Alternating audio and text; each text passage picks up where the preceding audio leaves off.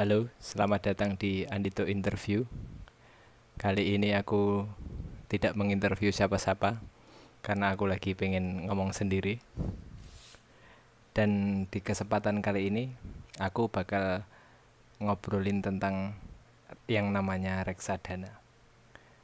Reksadana itu adalah sebuah instrumen investasi yang dia merupakan suatu wadah di mana di situ uang-uang investor dikumpulkan untuk dibelikan sebuah instrumen investasi. Mungkin cukup tidak jelas ya penjelasan pengertiannya. Mungkin akan lebih jelas kalau aku lanjutkan ke contoh-contohnya. Jadi intinya reksadana adalah salah satu instrumen investasi. Untuk lebih jelasnya, aku jelaskan jenis-jenis reksadana mungkin. Nah, yang pertama itu ada 3. Yang pertama adalah reksadana pasar uang, kemudian reksadana pendapatan tetap, kemudian reksadana saham. Nah, reksadana pasar uang itu gimana sih gitu. Jadi mungkin kalian tahu yang namanya deposito. Deposito itu kita taruh uang di bank sejumlah sekian, misalnya 100 juta. Nah, deposito mempunyai bunga tetap. Misal sebulan piro dek? Sebulan. Ha, Tahunnya sih setahun gitu kira-kira sekarang 4%. misal setahun 4%. Nah, jadinya uangmu yang 100 juta itu setahun kemudian nilainya adalah 104 juta. Kan deposito kayak gitu. Nah, maksudnya reksadana pasar uang itu kaitannya dengan deposito kayak gini. Kamu kan misal belum punya uang sebanyak 100 juta, tapi kamu pengen ikutan di deposito itu.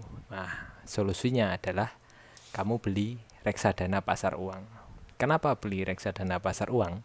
Karena reksadana pasar uang nggak harus 100 juta seperti deposito. Ada yang bisa dimulai beli dari 10.000, 100.000 gitu. Kemudian nanti prakteknya bagaimana? Nah, kamu ngasih nih uangmu yang mau kamu belikan reksadana pasar uang misal 100.000. Itu kamu akan berikan kepada yang namanya manajer investasi. Kemudian manajer investasi akan punya banyak customer yang kayak kamu tuh. Ada kamu naruh 100.000, kemudian orang lain naruh berapa, naruh berapa, naruh berapa, sampai sejumlah yang manajer investasi tersebut tentukan. Nah, lalu sekumpulan uang itu dibelikan instrumen reksadana pasar uang yang kebanyakan adalah deposito. Jadi bedanya dengan deposito, kamu menaruh 100 juta atas namamu itu deposito. Kalau reksadana atas namanya manajer investasi. Kenapa atas namanya manajer investasi? Karena yang mempunyai hak milik atas uang tersebut banyak orang. Jadinya dibelikan melalui manajer investasi. Nah, mungkin sampai sini sudah cukup jelas bagaimanakah pengertian dari reksadana tersebut. Jadi itu adalah wadah di mana banyak investor naruh duitnya di situ, kemudian dibelikan sebuah instrumen investasi, kemudian ketika diambil, maka keuntungannya dibagi pula sesuai dengan seberapa banyak kamu naruh duit di wadah itu. Nah, gitu. Itu tadi yang pertama, reksadana pasar uang. Reksadana pasar uang itu termasuk reksadana yang sedikit sekali keuntungannya, karena ditempatkan pada instrumen-instrumen yang low return low return dan low risk, minimum hasil dan minimum resiko.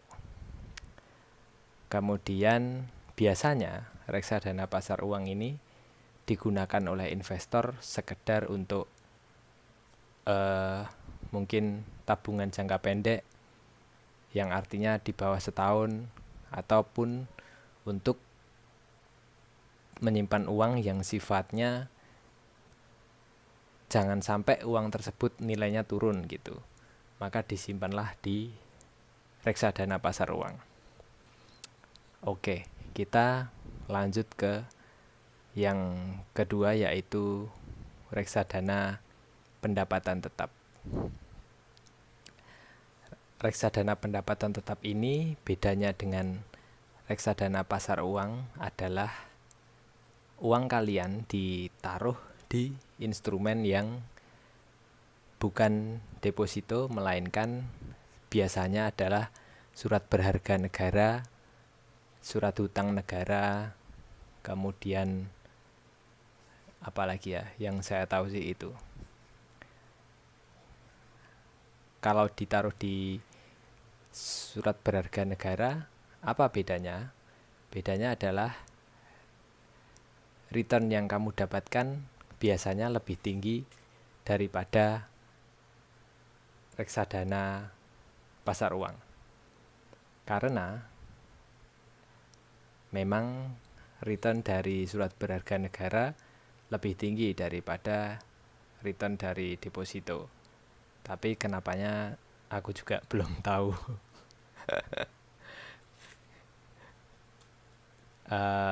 Kalau deposito kalau reksadana pasar uang biasanya per tahun itu returnnya sekitar piro dek?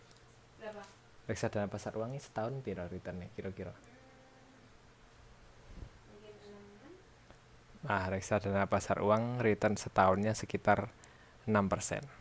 Kalau pendapatan tetap bisa sampai 10% sampai 15% mungkin. Nggak sampai 10% ke atas sedikit lah pokoknya. Nah, iya dek, 10, 11, 12%. Nah, tapi di dalam investasi reksadana itu sifatnya kalau keuntungannya semakin tinggi, maka resikonya juga semakin tinggi. Seperti bagaimana ketika di reksadana reksadana pasar uang, di sana memang resikonya kecil karena sejarah sudah membuktikan dari dulu hingga sekarang selalu naik terus, tidak pernah turun. Tapi karena resiko kecil itu tadilah bersamaan dengan hasilnya yang juga kecil. Kemudian di pendapatan tetap ini hasilnya cenderung lebih tinggi tapi resikonya juga lebih tinggi. Namun reksadana pendapatan tetap ini digolongkan resiko dan juga hasilnya adalah menengah. Jujur saja aku juga belum tahu kenapa momen-momen apa yang menyebabkan reksadana pendapatan tetap ini turun.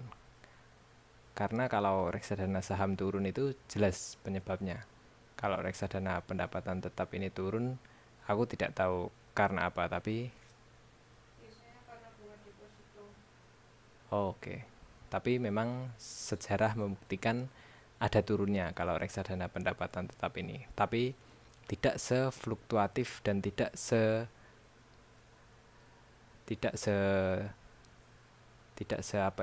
setiba-tiba reksadana saham.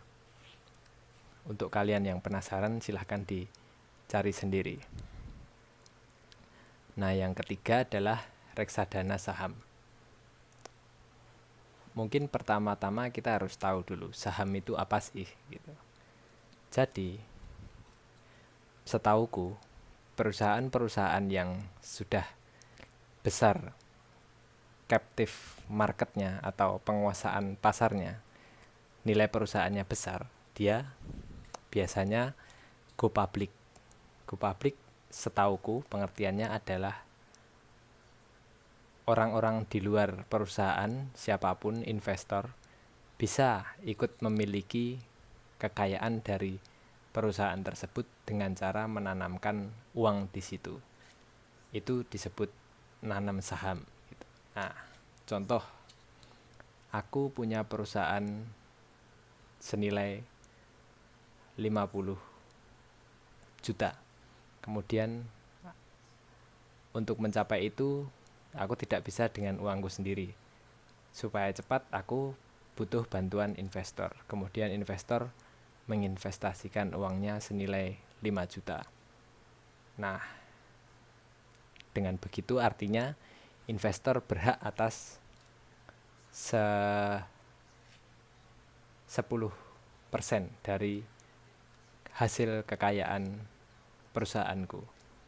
Nah, sepemahamanku singkatnya seperti itu.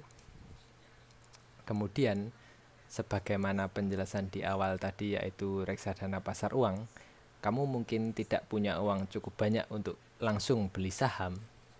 Nah, kamu bisa beli reksadana saham. Kenapa lebih baik beli reksadana saham kalau uangmu belum banyak? Karena reksadana saham bisa dibeli mulai dari nominal yang kecil. Bisa 10.000, 100.000, dan seterusnya. Kemudian, selain itu, keuntungan dari membeli reksadana saham dibandingkan saham adalah uangmu akan didiversifikasi ke banyak saham perusahaan macam-macam bersama dengan uang-uang investor lainnya. Contohnya gini, kalau kamu beli saham langsung, misal kamu beli saham Gudang Garam senilai 1 juta. Kalau suatu saat nanti Gudang Garam anjlok harganya, kamu akan langsung rugi. Nah, keuntungannya kalau beli reksadana saham, kamu tidak langsung merugi karena misal kamu taruh 1 juta, 1 jutamu itu akan dipecah. Ada yang ke Gudang Garam, ada yang ke Bank BRI misalnya, ada ke perusahaan seperti Indofood misalnya, dipecah-pecah. Jadi ketika satu turun, tidak semua uangmu turun value-nya. Dan dengan begitu akan kamu mendapatkan rata-ratanya. Biasanya itu bagaimana nilai reksadana saham kita sesuai dengan indeks yang kita pilih saat kita membeli reksadana itu. Rata-rata mungkin kamu beli reksadana dengan indeks IDX 30. Nah, ketika IDX 30 turun, itu artinya reksadanamu juga turun. Ketika IDX 30 naik, itu artinya reksadanamu naik juga. Keuntungan dari memiliki reksadana saham adalah gini, kalau kamu punya sejumlah uang yang tidak akan kamu pakai segera, atau memang uang itu kamu tabung untuk mungkin kamu pakai 10 tahun lagi, alangkah baiknya kamu taruh di reksadana saham.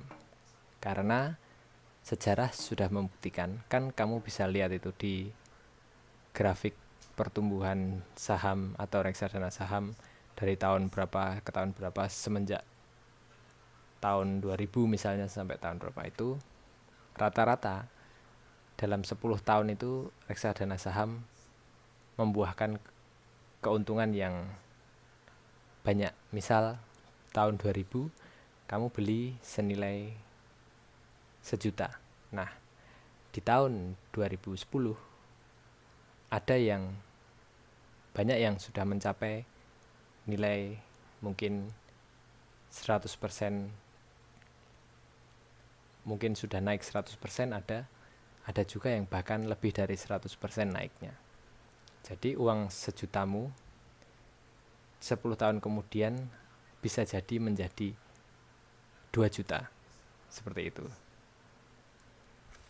Rata-rata jika kamu tanam selama lebih dari 5 tahun atau bahkan lebih dari 10 tahun, hampir selalu sepanjang sejarah saham itu pasti akan naik.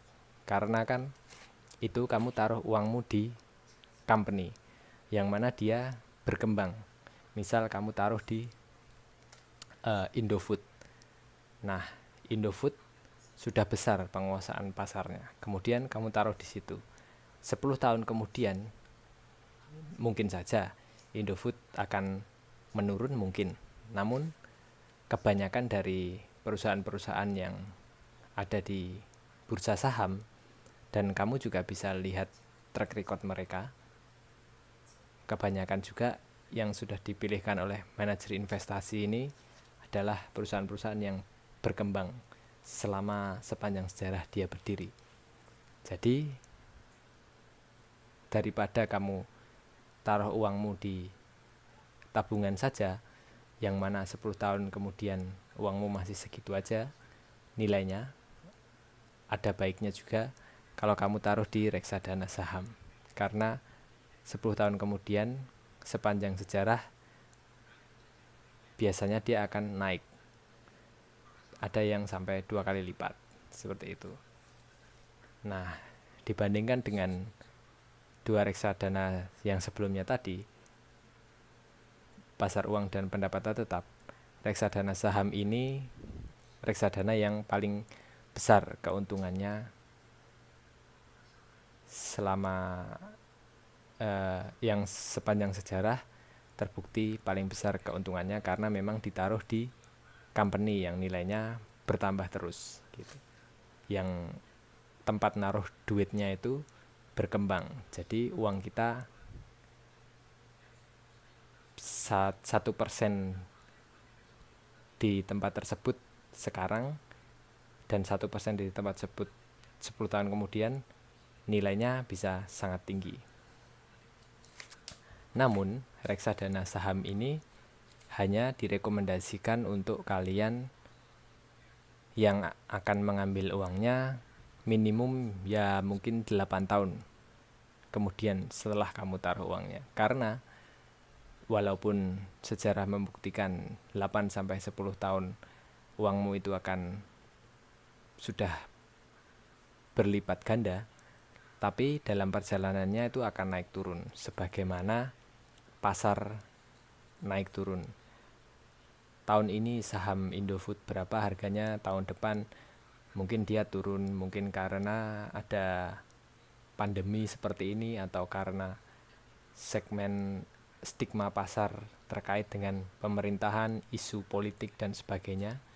Jadi saham itu memang 10 tahun dia biasanya sangat tinggi, sudah menjadi sangat tinggi, sangat naik. Tapi dalam perjalanannya dia fluktuatif. Seperti itu.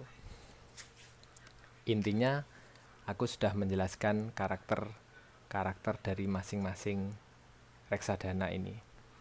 Untuk kalian yang penasaran, sudah banyak kok penjelasan-penjelasan di internet gitu. Baik penjelasan di teks maupun di video. Nah, aku sendiri, aku punya reksadana di ketiga jenis tersebut. Aku punya pasar uang, aku punya obligasi, aku juga punya reksadana saham. Kenapa aku punya ketiga-tiganya? Karena ketiga-tiganya bisa digunakan dengan tujuan keuangan yang berbeda-beda. Contoh reksadana pasar uang. Misal kamu nabung untuk beli HP, yang mana kira-kira itu akan tercapai setahun lagi. Nah, taruhlah di reksadana pasar uang. Kenapa tidak ditaruh di saham? Karena sangat beresiko kalau kamu nyimpen saham cuma setahun. Sekarang kamu taruh 1 juta, tahun depan mungkin malah jadi 800.000. Jadi uangmu hilang. Mendingan kamu taruh di pasar uang, itu sudah pasti naik walaupun presentasinya tidak banyak. Kemudian yang kedua, reksadana obligasi atau reksadana pendapatan tetap. Kenapa aku punya itu juga? Karena aku punya tujuan keuangan yang jangka jangkanya mungkin 5 tahun lagi. Apakah itu? Contohnya beli rumah. Kalau beli rumah, aku taruh di reksadana pasar uang 5 tahun, keuntungannya mungkin cuman mungkin 7%. Seperti itu. Tapi kalau aku taruh di pendapatan tetap, walaupun dia agak fluktuatif, tapi untuk 5 tahun mungkin cenderung kemungkinan besar sudah naik, dan naiknya lebih dari reksadana pasar uang. Nah, begitu. Yang ketiga, aku punya juga reksadana saham. Kenapa aku punya reksadana saham? Tentunya karena tujuan keuangannya masih dalam jangka waktu yang jangka panjang, 10 tahunan, yaitu adalah untuk dana pensiun. Karena ini aku ambilnya mungkin masih 10 tahun lagi, jadi aku masih punya waktu untuk menaikkan nilai uangku tersebut di reksadana saham. Harapannya 10 tahun lagi, karena masih 10 tahun lagi, jadi aku punya waktu itu tadi, maka aku ambil yang reksadana saham. Nah, jadi begitulah penjelasan reksadana yang ini sepengetahuanku saja dan seberapa yang sudah aku praktekkan saja yang aku jelaskan. Aku pribadi baru mencari tahu dan mengenal reksadana ini semenjak awal tahun 2020 ini mulai mempelajari. Kemudian semenjak corona itu aku kebetulan itulah di Maret pertengahan itulah saat pertama kalinya aku membeli instrumen reksadana. Sejauh ini aku sudah mendapatkan keuntungan yang lumayan, yang mana uangku yang kutaruh misalnya sekitar 1 juta misal, dulu aku taruh ketika Maret kemarin itu, di saat kondisi pasar sudah membaik itu, 1 jutaku mungkin sudah menjadi sekitar 1.100.000. Itu baru dalam 1 tahun. Contohnya seperti itu. Nah, jadi itulah salah satu instrumen investasi yang aku punya, dan itulah tadi beberapa penjelasan mengenai kenapa aku tertarik untuk punya reksadana. Dari semua itu, secara garis besar, simpelnya adalah daripada uang ditaruh saja di tabungan, akan lebih menguntungkan kalau kita taruh di reksadana gitu. Selain reksadana, aku juga memiliki investasi emas. Tapi mungkin nanti akan aku bahas di video selanjutnya. Dan sedikit pesan mengenai ini tadi, untuk kalian yang mungkin belum memulai investasi, aku tidak mengharuskan, tapi mungkin inspirasi yang bisa diambil dari penjelasan ini adalah justru yang lebih butuh berinvestasi adalah kalau misal kalian merasa, wah aku belum mau investasi karena penghasilanku aja masih sedikit gitu, dan kalian berpikir nantilah ketika aku udah agak banyak aku akan sisihkan untuk investasi. Nah, itu mungkin kalau dariku, justru kalau penghasilanmu sedikit, itu tandanya kamu lebih butuh untuk berinvestasi, karena penghasilan sedikit